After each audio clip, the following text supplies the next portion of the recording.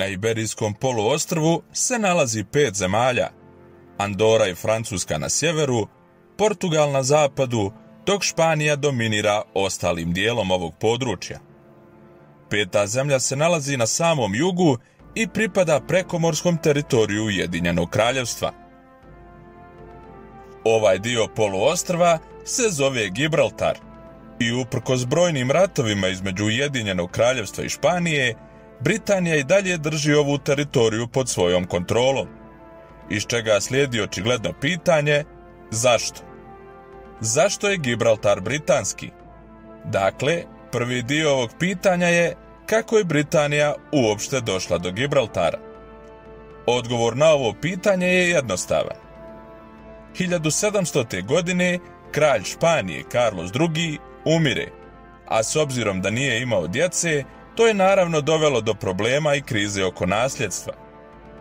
Carlos je izabrao Filipa iz kuće Bourbona i unuka Luja XIV iz Francuske da ga naslijedi.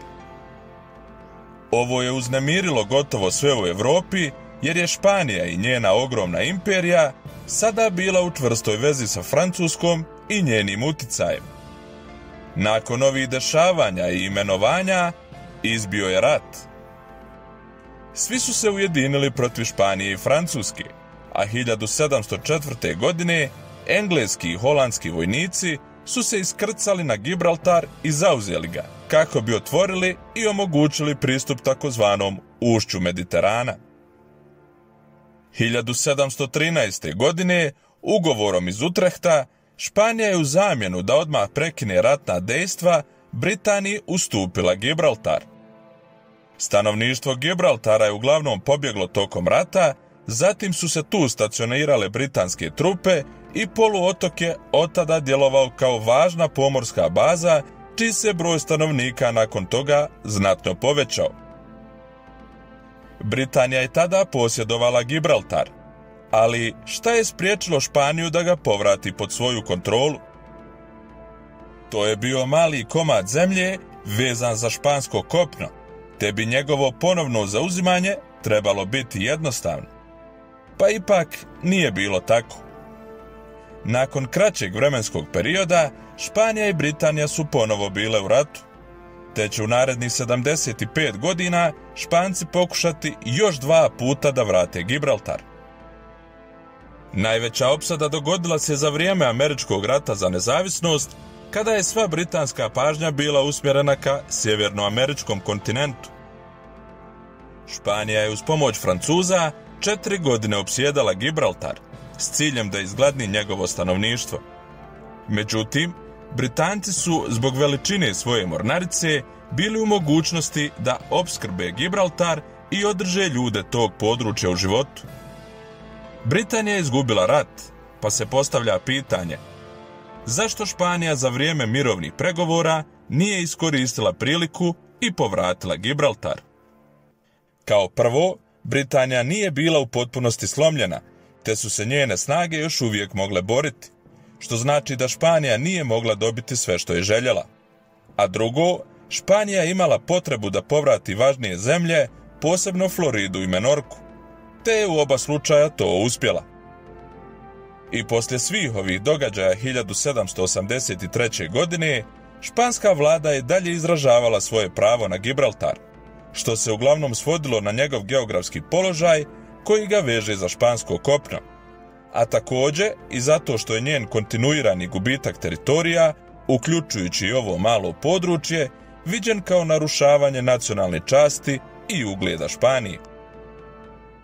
U narednih 150 godina promjena kada je u pitanju Gibraltar skoro da i nije bilo, sve do 1936. godine kada je izbio španski građanski rat. Tada je granica zatvorena, uglavnom zbog prevelikog broja izbjeglica koje su pokušavale pobjeći iz Španije, a Britanija je dodatno ojačala odbranu Gibraltara. To je dovelo do velikih nesuglasica među španskim rukovodstvom, jer je ranije postojala dogovorena neutralna zona između dvije oblasti. U međuvremenu, Britanija je izgradila vojni aerodrom koji će kasnije postati izuzetno koristan kada je izbio Drugi svjetski rat. Novi španski lider, Francisco Franco, bio je jasan u svojim namjerama. Želio je povratiti Gibraltar u teritorijalne okvire Španije. Kada mu je šansa da se pridruživanjem sila osovine u Drugom svjetskom ratu ponuđena, istu je odbio. Franco je rekao ne, jer pozitivne stvari vraćanja nisu nadmašile negativne, a i njegova zemlja je u to vrijeme bila u ruševinama. U poslijeratnom svijetu postojao je veliki poriv ka dekolonizaciji i Gibraltar je bio čvrsto u središtu ovog pokreta. Održan je referendum kako bi se utvrdilo da li narod želi biti dio Španije ili ostati u sastavu Ujedinjenog kraljevstva kao njen prekomorski teritorij. Rezultati referenduma su bili i više nego jasni. 99% ljudi odlučilo se da Gibraltar ostane pod kontrolom Ujedinjenog kraljevstva. Kada je Francisco Franco umro i njegov režim pao, odnosi između Britanije i Španije su se poboljšali i nakon niza pregovora granica je ponovo otvorena. I uprkos kontinuiranom sporu oko Gibraltara, daljih promjena u njegovom statusu nije bilo do danas, te on ostaje britanska prekomorska teritorija. Nadam se da ste uživali i u ovoj epizodi i hvala vam na gledanju. Molimo vas da nas podržite tako što ćete se pretplatiti na naš kanal, ostaviti like i komentar. Vidimo se u sljedećoj epizodi i lijep pozdrav svima!